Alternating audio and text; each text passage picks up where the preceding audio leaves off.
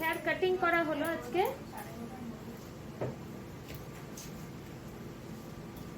ওনার face অনুযায়ী বুঝে cutting করা হলো। বাউন্সি লুকসই উনি চেয়েছিলেন।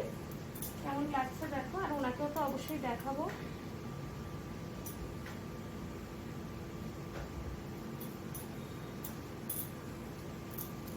কেমন লাগছে নিহারিকার কাজ। ওনার ফ্রন্ট লুকসটা দেখাবো।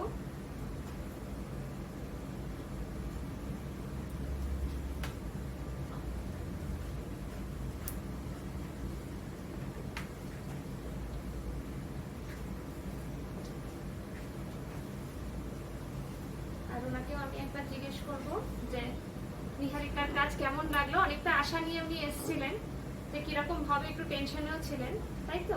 একদম। একটু আমি জিজ্ঞেস করবো, বল কিরকম সার্ভিস একটু বলতে পারি কিছু? হ্যাঁ, হ্যাঁ। আচ্ছা, আমি অ্যাকচুয়াল অনেক দূর থেকে এসেছি, আমি সুরাট থেকে এসেছি। তো আমি একদিন সুরাটে ফেসবুক দেখছিলাম, দেখতে দেখতে ওনার কাজকর্মগুলো দেখলাম। তো দেখার পরে আমার ভীষণ পছন্দ হয়েছিল এবং আমি সঙ্গে সঙ্গে কল করেছিলাম, বলে 1 মাস আগে আপনাকে বুকিং করতে হবে। তো আমি ওখানে থেকেই 1 মাস আগেই বুকিং করেছি।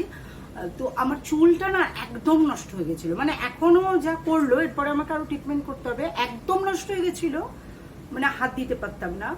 জাস্ট আমি আমার পুরনো লুকটা, মানে আমি অ্যাকচুয়াল মডেলিং করি, তো আমি আবার আমার পুরনো লুকটা ফিরে পেলাম, মানে জাস্ট অসাম।